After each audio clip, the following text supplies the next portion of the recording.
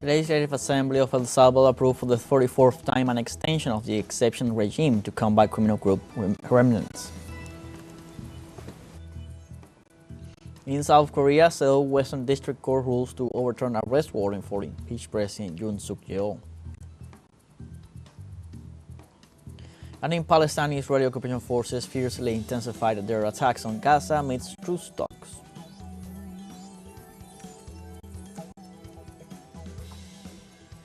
Hello, welcome from the South. I'm Luis Alberto Matos from teleSUR studios in Havana, Cuba. We begin with the news. The Legislative Assembly of El Salvador approved for the 34th time an extension of the exception regime to combat criminal group remnants. The measure went into effect on March 27, 2022, and since that date, according to the authorities, more than 83,900 captures have been reported.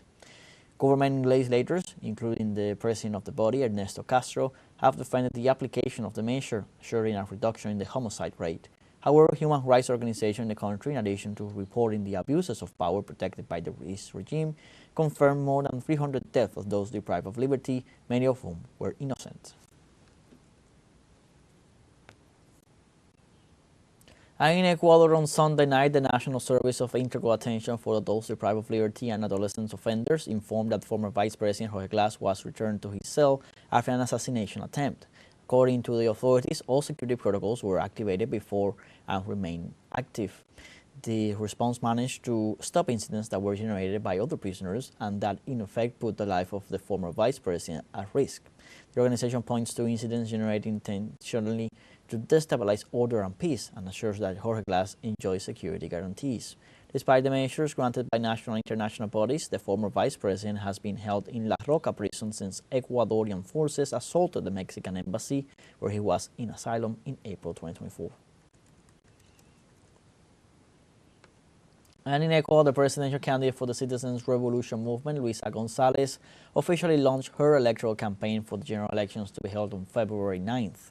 During a massive act in the Coliseum of Calderón in the north of the city of Quito, candidate González made a brief review of her proposals for the presidency. At the same time, she questioned the administration of President Noboa and the non-fulfillment of his promises to the Ecuadorian people, highlighting the electricity and security crisis the country faces. Ecuador begins electoral campaigns amidst criticisms to President Noboa for not requesting a license established by law and for the generalized crisis that the country is going through, expressed in the economic situation, energy deficit, and the alarming insecurity.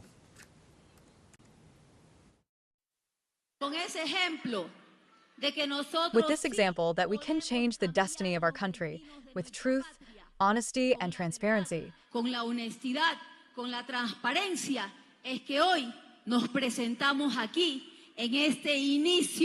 We are here today at the beginning of the campaign for the definitive change and the dignity of our country.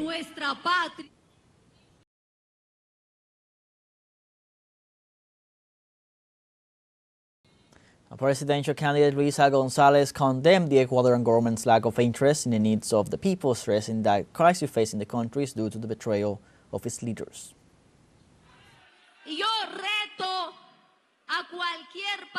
I challenge any political party to stand in front of us and not say if they have told the truth to the people when they present themselves at the polls. There will be those who say that they have not governed, but they have co-governed with the worst of those parties that plunged us into disgrace.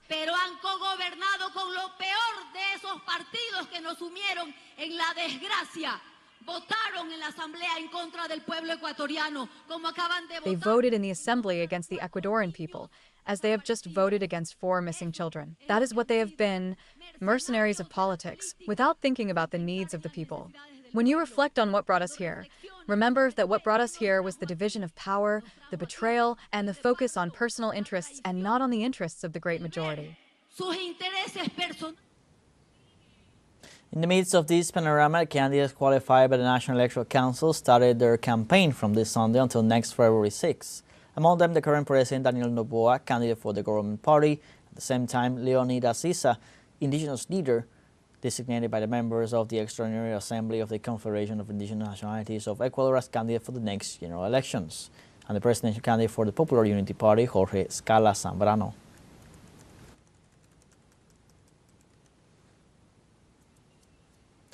The National Assembly of Venezuela inaugurated its new session corresponding to the 2025-2026 term and ratifies its authorities for the legislative year to come. During the installation session of this new legislative term, the Venezuelan deputies ratified Jorge Rodriguez as the Assembly's president, as well as the Assembly's board for this term, including Pedro Infantes as first vice president of the Assembly and America Perez as second vice president, along with other authorities.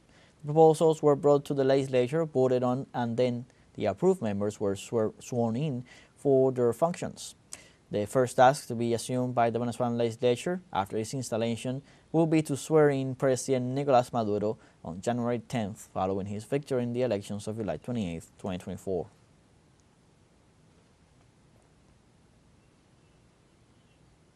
On Sunday, the University of Havana celebrated its 297th anniversary, paying tribute to the distinguished figures and reflecting on their historical and current importance.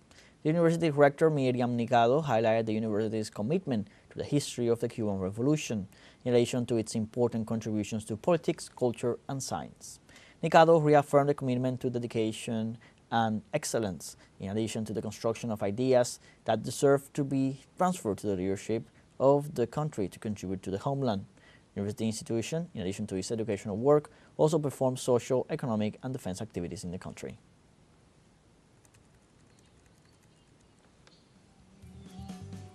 We now have a short break coming up, but first remember you can join us on TikTok at teleSUR English, where you'll find news in different formats, news updates, and much more. We'll be right back. Stay with us.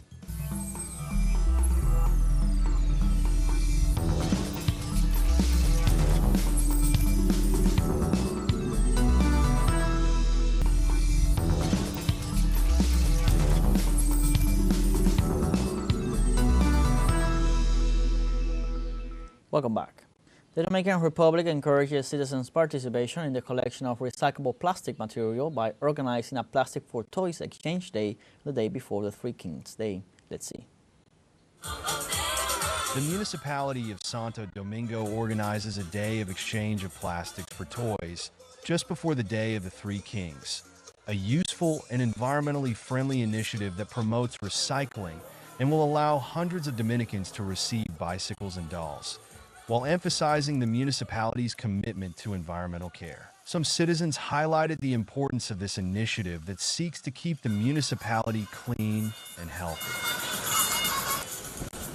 It is greatly appreciated because when it rains heavily, the drains get clogged. By preventing this contamination, it truly makes a difference and is something that is genuinely valued. Authorities have recognized the importance of recycled plastic, not only for the cleanliness and health of the city, but also for the local micro and macro economy, and all the actors that use plastic to develop some kind of economic activity. Year after year, these plastics are handled by foundations that work on the disposal and conversion of plastic materials, giving them a new life cycle. On one hand, they are sent to some foundations, while other institutions use them to create various types of furniture for parks. This was the 5th edition of this Plastics for Toys program, promoted by the Mayor's Office of Santo Domingo. According to members of the event's organizers, on this occasion, 3.7 million bottles were collected this time, and according to the City Council, 14 million bottles had been collected in previous editions of the project, figures that favorably highlight the community's commitment to the initiative.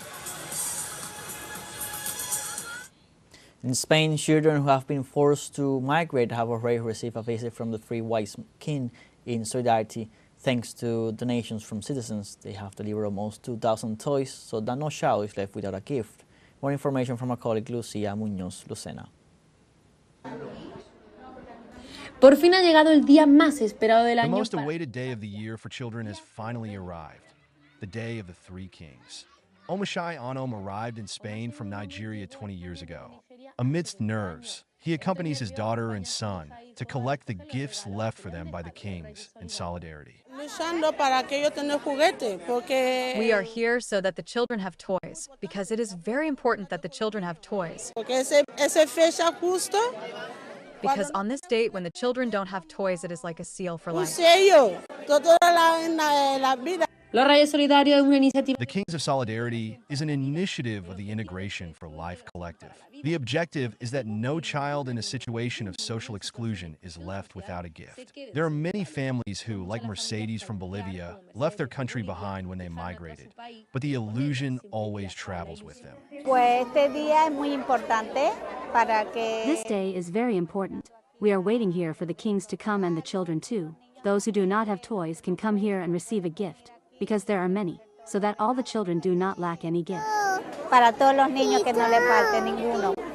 La inflación en necesidades básicas como la The alimentación. inflation in basic needs such as food and in rights such as housing, which families have to face every day, leaves no margin to buy gifts on this special day. For this reason, Integration for Life assists hundreds of families in social exclusion, and thanks to donations from the public, they can maintain the magic of Christmas. We also consider that it is a basic need for the child to have a toy. Many times the families don't thank us, even though it's like if we didn't give them that, they wouldn't have anything to give them. Some of them do have relatives and people close to them who can help them, but many of them are waiting for this day to put a gift under the tree and give it to them on the 6th. Sometimes they don't even let the children open it here, because they want to save it for the 6th. Or many of them do open it knowing that it is the only thing they are going to receive. That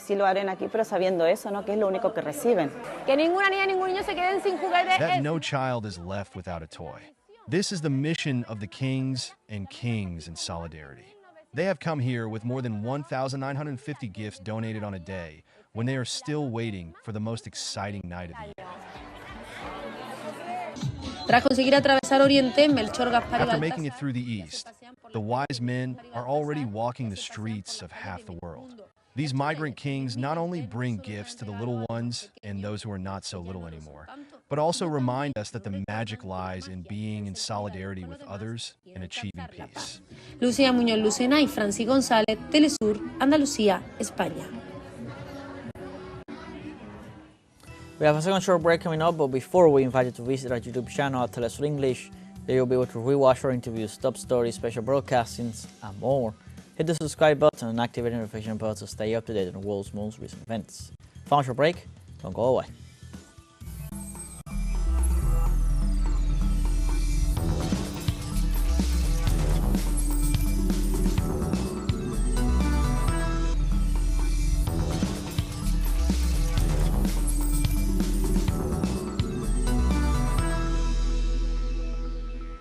Welcome back. In South Korea, Seoul Western District Court rules to overturn arrest warrant for impeached President Yook Suk Yeol. The arrest was requested by the high-ranking officials Corruption Investigation Bureau, charging Yoon with planning and organizing the declaration of martial law, as well as orchestrating an insurrection and abusing his power. His legal team previously requested the invalidation of the order and supported the request on the grounds that only the prosecution can request the arrest. Thousands of South Koreans have rallied outside Yoon's residence in support of his arrest, while others reject his detention. It's important to highlight the fact that Yoon has ignored 3 summons to be questioned. The Russian Defense Ministry confirmed on Monday morning that southern troops have completely liberated one of the key cities in Donbass. It is about the largest populated southwestern Kurakovo. During the first reconnaissance of the area, they estimate that Ukrainian forces have lost over 12,000 troops in the battlefield. That is 80% of their personnel and about 3,000 units of various weapons and military equipment, including about 40 tanks and other armored vehicles.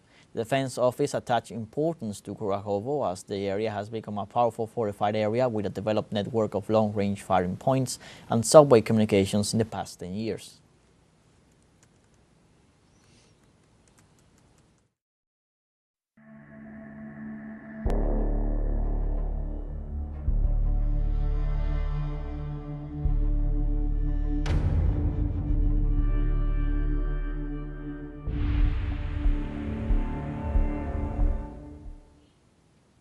The Israeli occupation forces have fiercely intensified their attacks on Gaza, while Israel and Hamas resistance movement have been discussing a possible truce. Authorities reported on Monday morning 8 deaths in Sheikh Radwan and numerous injured in northern Gaza. In addition, they informed people went missing after a bombing on a house nearby the Omari Mosque in Darash. Indeed, the genocidal forces have pushed the Palestinian death toll up to 250 from Thursday to Monday. Meanwhile, the resistance movement from northern Gaza fired missiles at Sderot, hitting to death at least 3 settlers in northeastern West Bank. Moreover, the Palestinian movement mounted a raid against a bus in which 6 Israeli settlers were injured. Also in Palestine, the ongoing Israeli blockade of Gaza has led to a critical shortage of medication, severely impacting healthcare services in the region. The blockade has restricted the import of vital medical supplies, exacerbating an already dire humanitarian crisis in Gaza. The local Ministry of Health reports that about 20 drugs used to treat cancer are completely out of stock. Healthcare provisions is on the verge of collapse due to ongoing Israeli attacks on hospitals and medical facilities, which has left only 16 of 36 hospitals partially operating, according to the World Health Organization. The Indonesian hospital and Kamal Adwan Hospital, 2 of the main medical centers in northern Gaza, have been severely affected by the attacks, with the former paralyzed and the latter set on fire after being evacuated.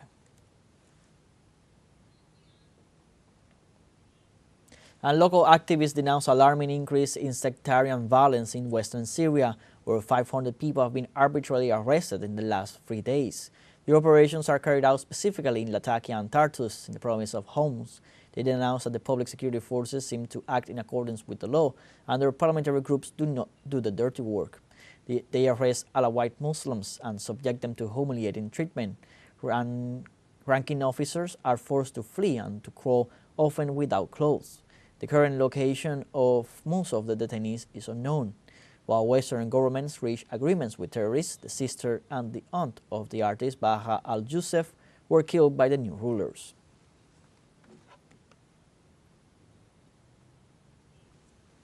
A new attack on a gas station south of Khartoum, capital of Sudan, in the context of the conflict between the Sudanese army and the rapid support forces, has left at least 10 people dead and 30 injured.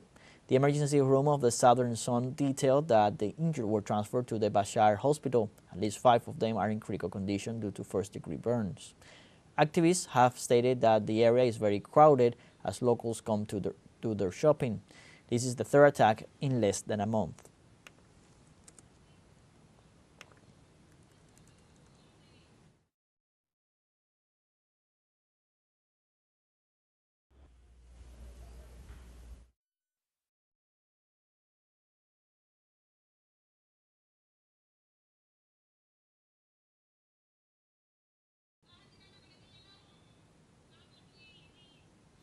A powerful winter storm, dubbed Blair, is impacting over 60 million people across the United States, stretching from Kansas to New Jersey. In Louisville, Kentucky, residents are experiencing hazardous conditions as snowfall accumulates, with predictions of an additional 1 to 3 inches overnight. The storm has already caused significant travel disruptions, leading to nearly 2,200 flight cancellations and 25,000 delays nationwide. Authorities have declared emergencies in several states, urging residents to stay off the roads due to icy conditions and multi-vehicle accidents reported on major highways. The National Weather Service has issued winter storm alerts across 1,500-mile region, warning of blizzard conditions and wind gusts exceeding 40 miles per hour.